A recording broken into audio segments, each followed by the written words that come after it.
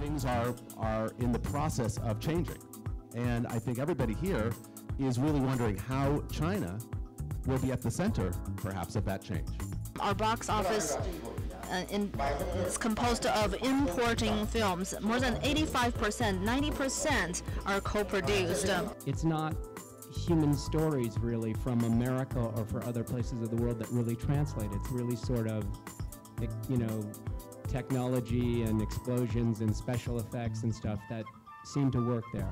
So in terms of US-China collaboration, there are a lot of successful cases, and we need to tell American companies so they know that it is doable. The need for physical presence and for physical footprint on a sustained and consistent basis in China. Before the transformation, before 2000, our total box office it's only 1 billion. And after 2010, from 1 billion to 2010, we have reached 10 billion, so 10 times growth. And this is a fast-growing period. And in the future, for the next 10 years, from 2010 to 2020, the Chinese movie should reach 30 billion in box office, and then it will be more than 20,000 screens. So this number is not hard to reach in China because China has 1.3 billion people. So just one people watching a movie is 20 RMB per person. That's a huge amount of money. So I really think in 5 to 8 years we can reach that number. A lot of American companies, actually besides American companies, Japan and Korea, those producers, they invest in China. For co-production has more opportunities than American companies. In terms of ratio, we have more of those non-American companies. So in terms of US-China collaboration, there are a lot of successful cases, and we need to tell American companies so they know that it is doable. So sometimes the more you say, most the people who come to China, they're distributors. The Chinese producers and Chinese and US distributors, we don't really have a common conversation because they finish producing the film, they come to China, they just want to distribute it. So at that time, a lot of domestic summit, and it's more about distributor and producer. They can't really have a coherent conversation. If you go back historically, when I was running studios, the Chinese market was closed pretty much to American films, so very few got in. And so if in 2000, if I heard the number right, the Chinese box office was $1 billion, that's the first time it really registered to me as a running studio, because Titanic became the first movie in my career to actually be worth distributing in China. I mean, $10 million film rental, probably 1 billion people saw it, but 10 million was more. It was 10 million more than we'd ever seen before, and it registered to, oh, the market is finally opening. And if you go back 5 years before that, it was like the beginning of the panel was a lot of meetings with a lot of people, and it was very clear from the very first meeting when about a delegation of about 20 people from China came in, that it was going to be very slow. So you basically, I think all the studios took a similar approach. They took a lower level, a junior executive, and sent them off to do the, called the spade work, plant the seeds and see how long it took. And 5 years later, Titanic made money, and now 10 years later, not for me, but same for Fox, I believe that Avatar did over 100 million. So the growth is the 200 million. Okay, so it's significant, and it helped break my all-time record. Almost every country in the world, we were looking for what directors in particular could we bring in to kind of filter the process so that when we sent it back overseas, that film was less American, not to Americans, but to the international audience, so the film wouldn't just play in our own backyard. So if you reverse that, if you want to be the exporter, if you want to send Chinese films around the world, it's less about your own country than it is about what stories will play in international cultures. How do you break the borders? And I think that's a challenge, and to break these borders are the hardest borders in the world. The Chinese film market is a diamond, is a very precious market.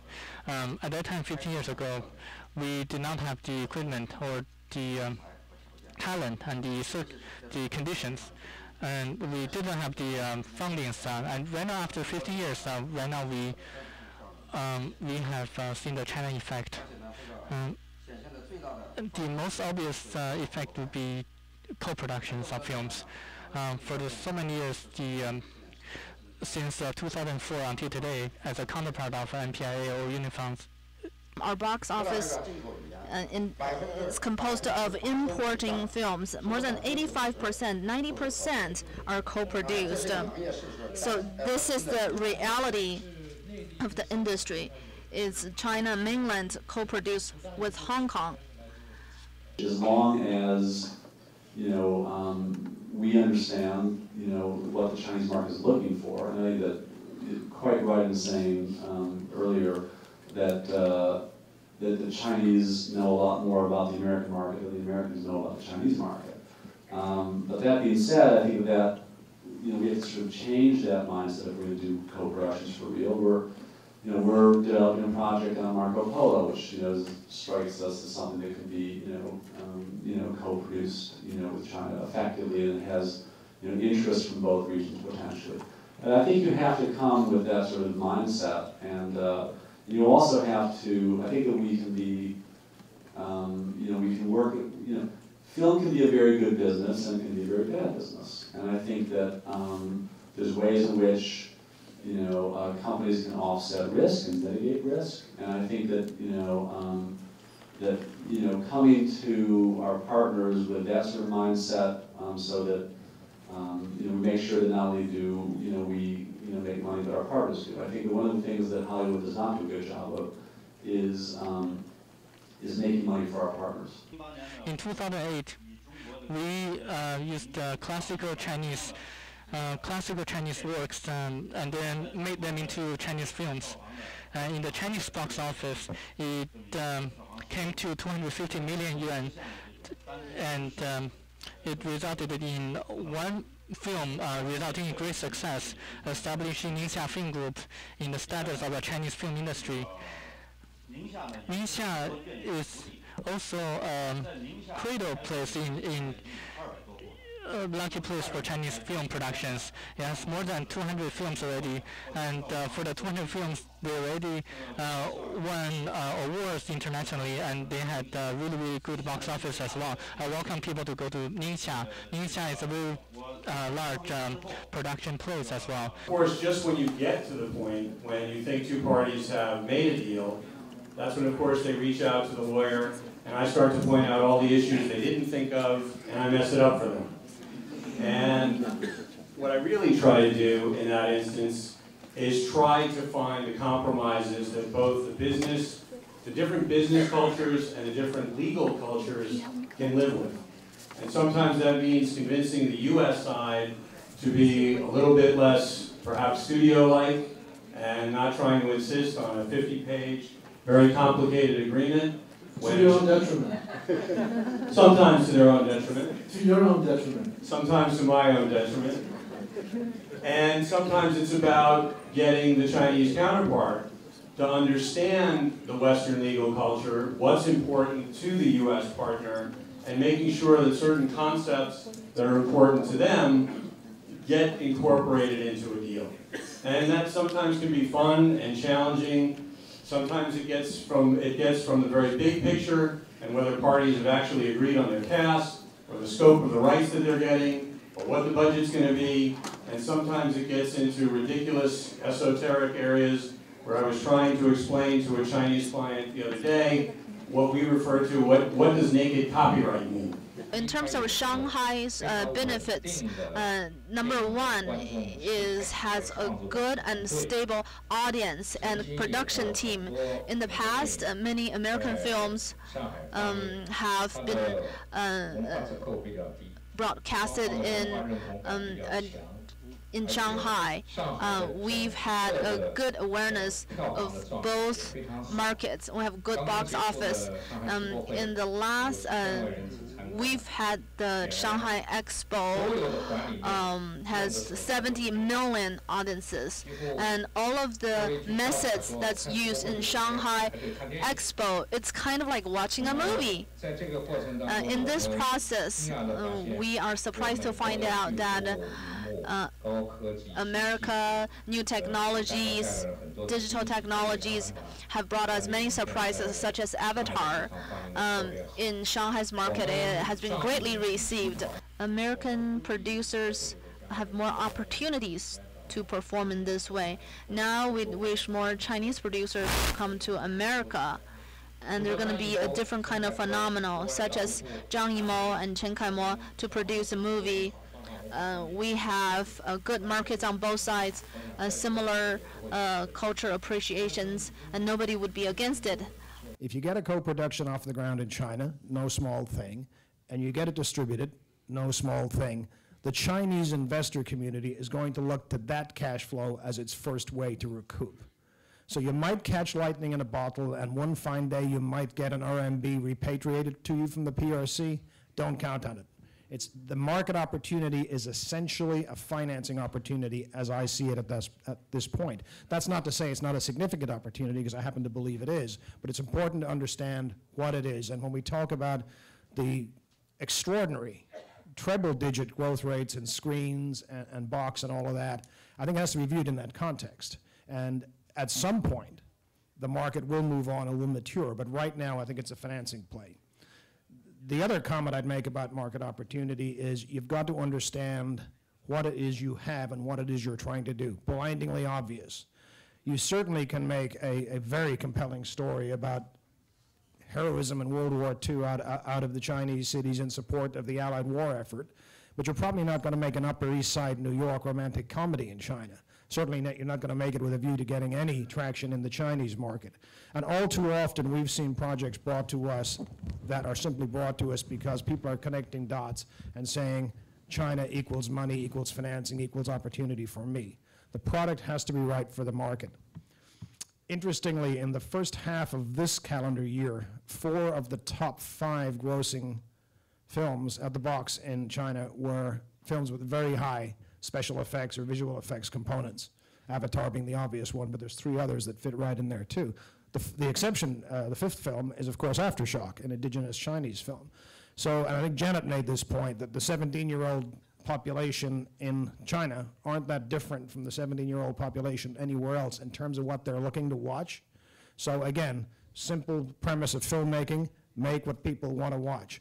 As the market matures, I think the genres will grow deeper and wider, but we're not there yet, and I think it's going to be some time before we get there. Focus, to me, for the China market and the China co-production market means a couple of things. It means a unique commitment of senior attention to that market to the exclusion of others. I do not believe that it's in the DNA of any Hollywood studio to be able to fully exploit and maximize the opportunities that the China market presents because of the absence of that focus at the senior level. And I was chuckling when Bill Mechanic talked about sending the young executive to China to plow the lonely furrow. That's still going on. And I do think that those who prosper as a consequence of that view in exploiting and developing the China market will be those niche companies or individual producers, such as many of whom are represented here, who make that China opportunity their sole and exclusive and committed focus. And that plays to another aspect of focus that I see many companies, and at one point I have to say ours, fall prey to, which is the need for physical presence and for physical footprint on a sustained and consistent basis in China. All too often the producer flies in Monday, flies home Thursday, and is disappointed he or she hasn't got 3 deals in their attaché case on return. That's not how China works. It's not how most places work, frankly, but in China in particular, longevity of relationship and relationship building is key. Our little company, for example, has physical footprint here in LA, in Beijing, and is shortly about to do so in Xi'an.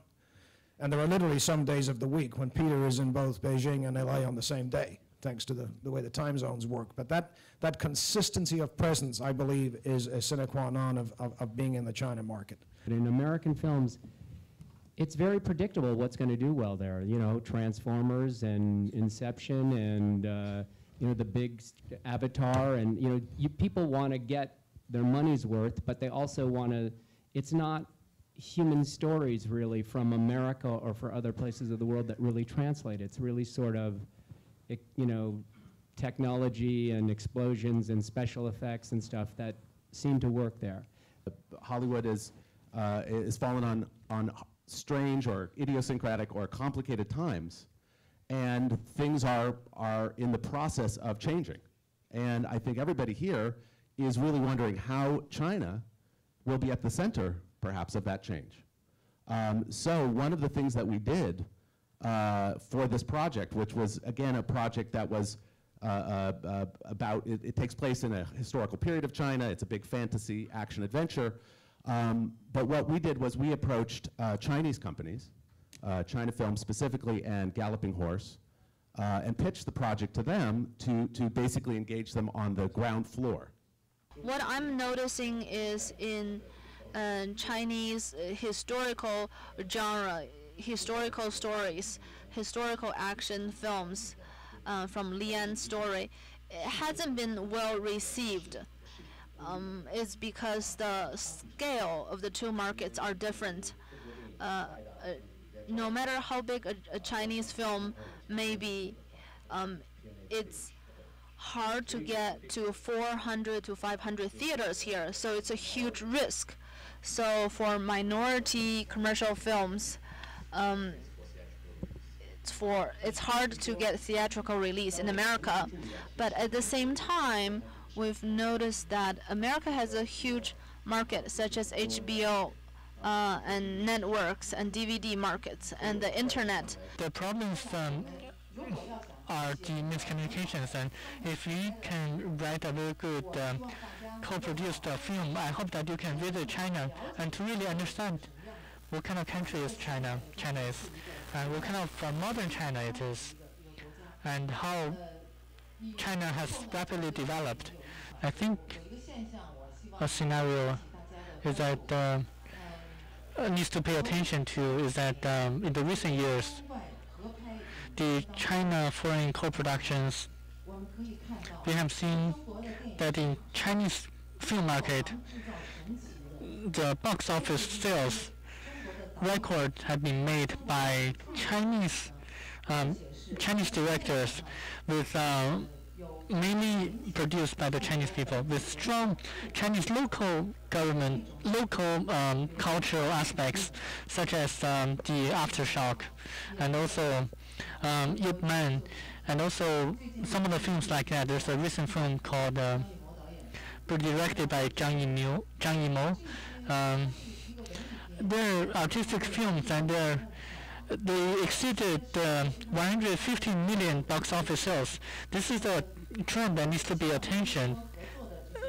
That hopefully that if you like to produce or cooperate with Chinese films, you can do some research and discover that if you can cooperate with such directors and people, if you can find a very good subject or topic